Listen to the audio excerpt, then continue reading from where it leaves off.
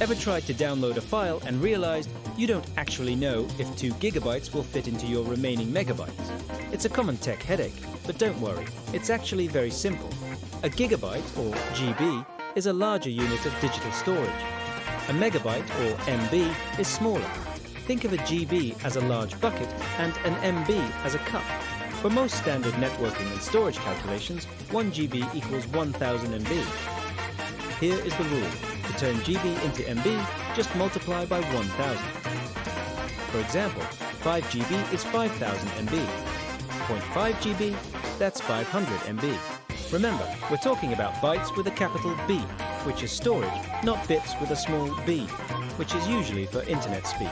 Understanding this helps you manage your phone storage, cloud backups, and downloads effectively.